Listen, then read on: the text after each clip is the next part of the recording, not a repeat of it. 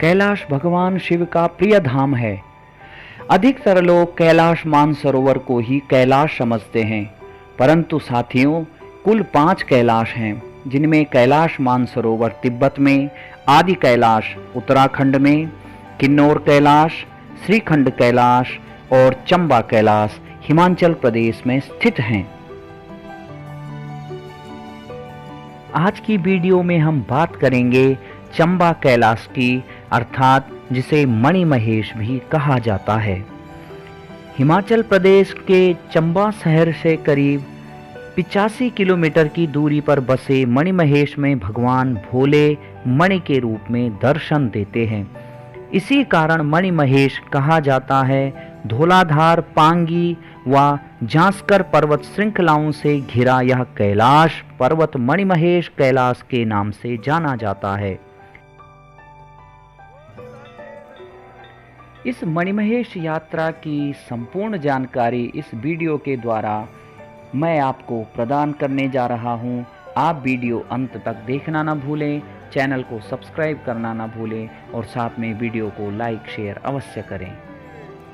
इस वक्त आपके स्क्रीन पर जो पर्वत दिखाई दे रहा है यह कैलाश पर्वत है और इस पर सूर्य की किरणें जब पड़ती है तब इस पर्वत की मणि चमक उठती है, जो इस समय आप सामने देख रहे होंगे। परंतु इस मणिमहेश की यात्रा इतनी सरल नहीं है। मणिमहेश पर्वत तक पहुंचने के लिए कुल 13 किलोमीटर की यात्रा पैदल चढ़नी पड़ती है। उसके बाद ही श्रद्धालु इस मणिमहेश पर्वत पर आकर के इस मणि के दर्शन करते हैं और साथ ही यहाँ पर मौसम का अनुकूल होना भी जरूरी है। यदि बादलों से घिरा हुआ मौसम होता है तब भी इस मणि के दर्शन नहीं होते हैं। तो आइए आपको ले चलते हैं संपूर्ण मणिमहेश की यात्रा पर। ये हमारा 12 लोगों का एक ग्रुप है जिसने 9 अगस्त से मणिमहेश की अपनी यात्रा प्रारंभ की। दिल्ली से निकलने के बाद हमारी यात्रा हरियाणा पंजाब होते हुए हिमाचल की इन सुंदर वादियों में पहुंची, जहां आपको जगह जगह प्रकृति का आनंद लेने को मिलता है। चंबा से आगे की यात्रा भरमौर के लिए प्रारंभ होती है। बीच रास्ते में आपको छोटे छोटे डैम भी देखने को मिलते हैं। आपको कई पुलों से होकर के गुजरना होता है। यहाँ की सड़क इतनी संकरी है जिस पर कि एक ही गाड़ी आ जा सकती है। कई बार क्रॉस करने के लिए गाड़ियों को आगे पीछे करना होता है। साथ में 2 घाटियों के बीच में यह पतली सड़क बनाई गई है जो कि काफ़ी रोमांचक है। चंबा से भरमौर की यह रोमांचक यात्रा कुल 65 किलोमीटर की है, जो कि इन घाटियों से होकर के गुजरती है। इसके बाद आप पहुंचते हैं भरमौर। भरमौर एक पहाड़ी शहर है जिसके आसपास कई गांव हैं। भरमौर से आपको मणिमहेश की यात्रा से पूर्व सर्वप्रथम मां भरमाणी अर्थात ब्रह्मचारिणी के दर्शन के लिए डुगासार नामक स्थान पर जाना पड़ता है, जो कि भरमौर से लगभग 3 किलोमीटर ऊपर पहाड़ी रास्ते पर स्थित है। इस यात्रा को तभी पूरा माना जाता है जब माता ब्रह्मचारिणी के आप दर्शन करते हैं। मां ब्रह्मचारिणी के दर्शन करने के पश्चात भरमौर में 84 मंदिर के दर्शन करने भी आवश्यक हैं। इन 2 मंदिरों के दर्शन के बाद ही आप कैलाश पर्वत अर्थात मणिमहेश की अपनी प्रमुख यात्रा को प्रारंभ करते हैं। भरमौर से आगे की यात्रा हडसर के लिए होती है, जहां तक सड़क है। उससे आगे यात्री पैदल ही जाते हैं। हडसर मणिमहेश से आने वाली नदी के किनारे पर बसा हुआ एक वैकल्पिक छोटा सा कस्बा है, अर्थात यहाँ पर किसी भी प्रकार की कोई स्थिर दुकानें नहीं हैं। इस यात्रा सीजन में ही यहाँ के स्थानीय निवासी यहाँ पर आकर के लोगों की सुविधाओं के लिए अपने छोटे छोटे चाय, नाश्ते या खाने की व्यवस्था को प्रदान करते हैं और यहीं तक आप बस, टैक्सी या किसी भी अन्य वाहन से आ सकते हैं। इसके बाद यात्रा प्रारंभ होती है पैदल मार्ग से मणिमहेश की। मणिमहेश जाने वाले यात्री भगवान भोलेनाथ के जयकारों के साथ आगे बढ़ते हैं। यह पैदल यात्रा काफ़ी कठिन यात्रा है, क्योंकि इस यात्रा में आपको लगातार खड़ी चढ़ाई चढ़नी पड़ती है, जो कि हडसर से आपका पहला पड़ाव धनछो, जो कि 6 किलोमीटर की दूरी पर स्थित है, मध्य मार्ग में पड़ता है। यात्री अपने रोमांच के साथ इस जलधारा के किनारे किनारे अपनी यात्रा को प्रारंभ करते हैं और मणिमहेश की ओर चलते हैं। यह जलधारा आपको पूरे रास्ते में मणिमहेश तक इसी प्रकार से मिलेगी। रास्ते में आपको जगह जगह प्रकृति का आनंद लेने को मिलता है। कई जगहों पर ऊंचे ऊंचे झरने, जो कि इतने ऊंचे हैं कि जो आपके मन को काफ़ी आनंदित करते हैं। प्रकृति का आनंद यहाँ अपनी ओर आपको स्वतः ही आकर्षित करता है। 6 किलोमीटर की पैदल यात्रा के बाद आप धनछो पहुँचते हैं।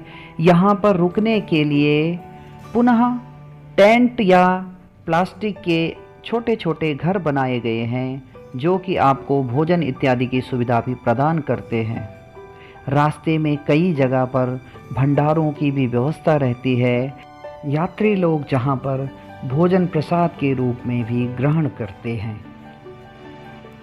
धनछो से आगे की यात्रा के लिए 2 मार्ग हैं। एक बंदर घाटी से है, जो कि काफ़ी कठिन रास्ता है, क्योंकि इस मार्ग पर काफ़ी चढ़ाई है, और दूसरा सरल रास्ता है जिस पर अधिक यात्री यात्रा करते हैं। इस मार्ग पर आपको जगह जगह बीच बीच में जो मणिमहेश से आने वाली जलधारा है, उस पर कई झरने देखने को मिलते हैं। ये झरने इतने सुंदर और आकर्षित हैं कि जहाँ पर यात्री जाकर के फोटोग्राफी किए बिना रह नहीं पाते हैं। धनछो से 2-2.5 किलोमीटर आगे चलने पर शिव की घाट आती है। शिव की घाट के पास जब आप शांत चित्त मन से सुनेंगे तो ऐसा प्रतीत होगा कि पर्वतों के पीछे जैसे कोई घाट घूम रही हो। जिस प्रकार घाट के घूमने की आवाज़ आती है, उसी प्रकार से इस शिला के पीछे से भी आवाज़ आती है, या कुछ इस प्रकार भी प्रतीत होता है कि जैसे बहुत बड़ी जलधारा किसी पर्वत के अंदर बह रही हो। कुछ आगे चलने पर आपका रोमांच और बढ़ जाता है, क्योंकि मणिमहेश से आने वाली नदी की जो जलधारा है वो एक ग्लेशियर के अंदर समा जाती है और कम से कम 100-150 मीटर आगे जाकर के बाहर निकलती है। इस प्रकार के कई दृश्य आपको मध्य मार्ग में मिलेंगे, जहाँ पर यह जलधारा ग्लेशियर के अंदर समा जाती है और फिर आगे निकलती है। आगे चलते हुए हमें सुंदरासी नामक जगह मिली, जहाँ पर लोगों के रहने के लिए फिर से टेंट या प्लास्टिक के छोटे छोटे घर बनाए गए थे। हमने अपनी यात्रा जारी रखी और हम आगे बढ़ते गए। लगभग शाम के 4-4:30 बजे तक हम सुंदरासी से आगे निकल गए और हमें काफ़ी थकान भी होने लगी थी। सुंदरासी से लगभग 2.5-3 किलोमीटर की दूरी पर गौरीकुंड है और यहाँ से सबसे ज़्यादा थकान यात्रियों को महसूस होती है। सुबह से प्रारंभ की गई हमारी यात्रा इस ग्लेशियर तक पहुँचते पहुँचते धीरे धीरे अंधेरे में तब्दील हो गई थी। यह इस यात्रा मार्ग का सबसे खतरनाक रास्ता है जब आपको ग्लेशियर के ऊपर चलना होता है, क्योंकि एक तो हमें अंधेरा होने लग गया था, ऊपर से ग्लेशियर का रास्ता जिसमें काफ़ी फिसलन थी। हम काफ़ी सावधानी के साथ आगे बढ़ रहे थे, क्योंकि 700-800 मीटर की दूरी पर आगे हमारा आज की रात्रि का पड़ाव था, जो कि गौरीकुंड था। इस पड़ाव पर जब भी आप यात्रा करें तो कृपया सावधानी से यात्रा करें, अपने साथ टॉर्च इत्यादि की व्यवस्था अवश्य रखें। हम सभी साथियों ने रात्रि का विश्राम इसी गौरीकुंड नामक स्थान पर किया। यह ठहरने का प्रमुख पड़ाव है। इस गौरीकुंड नामक स्थान माता गौरी का एक कुंड है। यहाँ पर सिर्फ महिलाएं ही पवित्र कुंड में स्नान करती हैं और माता गौरी की पूजा करती हैं। हम सभी साथियों ने रात्रि विश्राम के बाद अगले दिन प्रातः काल में आगे मणिमहेश के लिए अपनी यात्रा प्रारंभ की। गौरी कुंड से आगे 2 मार्ग हैं। एक कमल कुंड के लिए जाता है जो कि 3 किलोमीटर की दूरी पर स्थित है और दूसरा मणिमहेश झील की ओर जाता है जो 1 किलोमीटर की दूरी पर है। मणिमहेश पर्वत पर यह पवित्र सरोवर है। जिस सरोवर पर आने वाले श्रद्धालु स्नान करते हैं, जिसके एक छोर का जल स्नान के लिए प्रयोग में लाया जाता है और दूसरे छोर का पवित्र जल पूजन इत्यादि कर्म में प्रयोग किया जाता है। यह सरोवर एक पर्वत के ऊपरी भाग पर स्थित है। इससे प्रमाणित होता है कि अवश्य ही यह देव स्थल है, वरना इतने ऊंचे पर्वत पर कोई सरोवर कैसे हो सकता है। स्नान करने के उपरांत सभी श्रद्धालुओं की निगाहें इस कैलाश पर्वत पर टिक जाती हैं, क्योंकि इसी पर्वत पर भगवान मणिमहेश के दर्शन होते हैं। अर्थात जब सूर्योदय होता है, सूर्य की किरणें इस पर्वत पर पड़ती है तो इस पर्वत की जो मणि है वह चमकने लगती है, जिसके लिए लाखों श्रद्धालु इस पर्वत के दर्शन करने के लिए और भगवान भोलेनाथ की श्रद्धा के दर्शन करने के लिए इस पवित्र मणिमहेश की यात्रा के लिए यहाँ पहुँचते हैं। भगवान मणिमहेश का यह प्रत्यक्ष रूप आप सभी भक्तों को इस प्रकार से दिखाई देता है। सभी श्रद्धालु यहाँ पर भगवान भोलेनाथ के जयकारे लगाते हैं। बम बम भोले की गूंज पूरे पर्वतों में गूंजने लगती है। भगवान भोलेनाथ की आरती गाई जाती है। भगवान शिव के अनेक स्तोत्रों का गायन होता है। भगवान भोलेनाथ की मणि के दर्शन सभी भक्तों को यहाँ पर होते हैं। माना जाता है कि जो सच्ची श्रद्धा से इस मणि के दर्शन करने आता है उसे भगवान भोलेनाथ अवश्य ही दर्शन देते हैं और सभी की इच्छित मनोकामनाएं भी पूरी करते हैं। इस कैलाश पर्वत की ऊंचाई पर चढ़ने का बहुत लोगों ने प्रयास किया, लेकिन कोई भी सफल नहीं हो पाया। इस मणिमहेश नामक स्थान पर रक्षाबंधन से और कृष्ण जन्माष्टमी तक विशेष मेले का आयोजन भी होता है। इस समय यहाँ पर लाखों श्रद्धालु प्रतिदिन भगवान भोलेनाथ के दर्शन करने के लिए आते हैं। मणिमहेश की इस दिव्य यात्रा को अमरनाथ की यात्रा के बराबर माना जाता है। इस दिव्य पुंज के दर्शन के उपरांत आने वाले श्रद्धालु लोग इस देव प्रांगण में पूजा अर्चना करते हैं, शिवलिंग पर जलाभिषेक करते हैं, भगवान नंदी की पूजा करते हैं, दान दक्षिणा इत्यादि देते हैं और उसके उपरांत इस पवित्र कुंड की कम से कम 3 परिक्रमा करते हैं। माना जाता है कि इस कुंड की कम से कम 3 परिक्रमाएं अवश्य करनी चाहिए। इसके बाद यात्रीगण मणिमहेश से गौरीकुंड के लिए प्रस्थान करते हैं। गौरीकुंड से कुछ लोग कमल ताल की ओर भी जाते हैं। कमल झील गौरीकुंड से 3 किलोमीटर की दूरी पर स्थित है और इसका रास्ता काफी कठिन है, इसलिए यहाँ पर सभी लोग नहीं जाते हैं।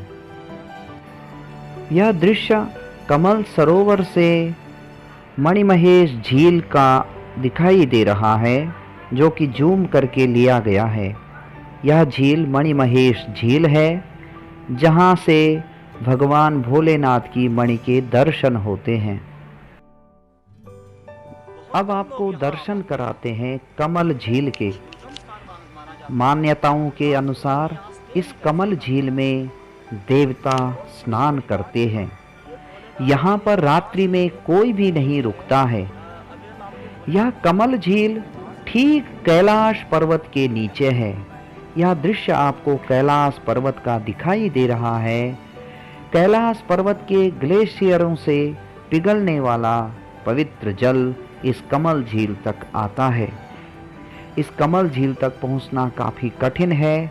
गिने चुने भक्तगण ही इस कमल झील तक पहुंचते हैं। इस कमल सरोवर में रात्रि को कोई भी नहीं रुकता है और माना जाता है कि यदि कोई यहाँ रुकने का प्रयास करे तो उसका जीवित बचना असंभव है। यहाँ पर गौरी कुंड से प्रतिदिन एक बाबा जी आते हैं जो कि यहाँ पर अपना ध्यान करते हैं, पूजा इत्यादि करते हैं और शाम को पुनः गौरी कुंड वापस चले जाते हैं।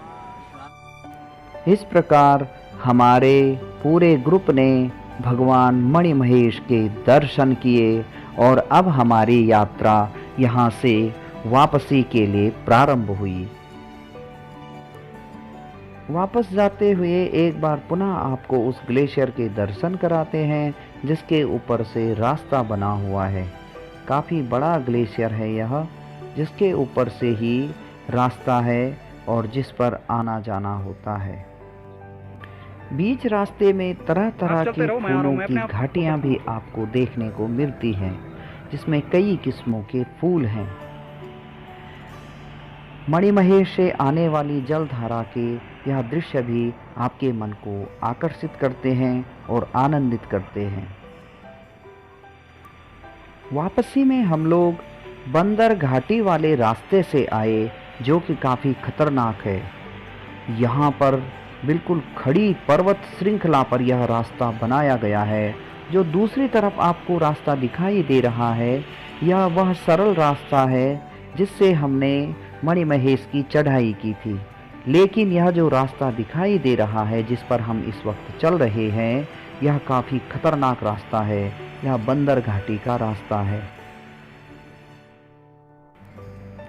कठिन मार्ग होने के कारण इस रास्ते से गिने चुने लोग आते हैं। इस रास्ते पर काफ़ी गहरी घाटी है जिस पर देखने से ही चक्कर आता है। यदि आप सावधानी से आ सकें तभी इस रास्ते का प्रयोग करें, वरना इस रास्ते का प्रयोग ना करें। यह इस बंदर घाटी से लिया गया एक वीडियो है जो कि मणिमहेश से आने वाली जलधारा का है और साथ में ही आपको धनचो का यह दृश्य दिखाई देगा। यह धनचो का दृश्य है जो कि इस बंदर घाटी के रास्ते से लिया गया है। ये हमारे सभी साथी हैं जो वापसी में इस नदी की धारा के किनारे बैठ करके थोड़ा आराम कर रहे हैं। 2 दिनों तक चलने के उपरांत अब हम अपनी यात्रा को धीरे धीरे समाप्त करने वाले हैं और हमारे साथियों का जोश अभी भी बना हुआ है। जयकारे के साथ हमारी यह यात्रा चल रही है और ये हमारे पूरे समूह के सदस्य अपनी यात्रा को आगे बढ़ा रहे हैं। यहाँ से हमारी यह यात्रा अब हटर के लिए है, जहाँ से हमें पुनः बस से आगे जाना है। इस यात्रा के लिए जिन विशेष बातों का आपको ध्यान रखना है उनको भी आपके साथ शेयर करना चाहूँगा।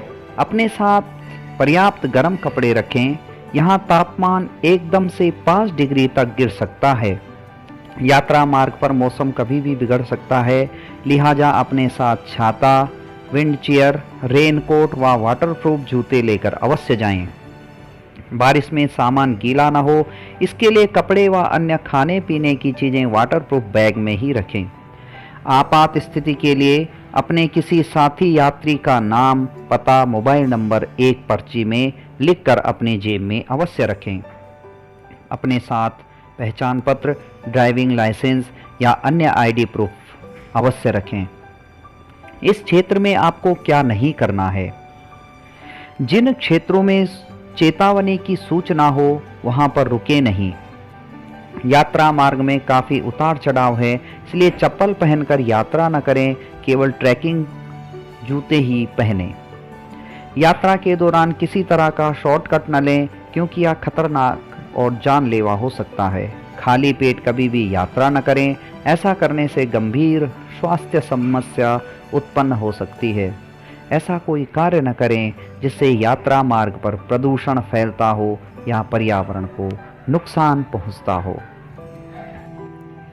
इस प्रकार इस संपूर्ण मणिमहेश यात्रा की आपको जानकारी दी गई। आप सभी साथियों के लिए इस यात्रा से जुड़ी हुई कुछ महत्वपूर्ण फोटो शेयर की जा रही हैं। आप उनको देखें, उनका आनंद।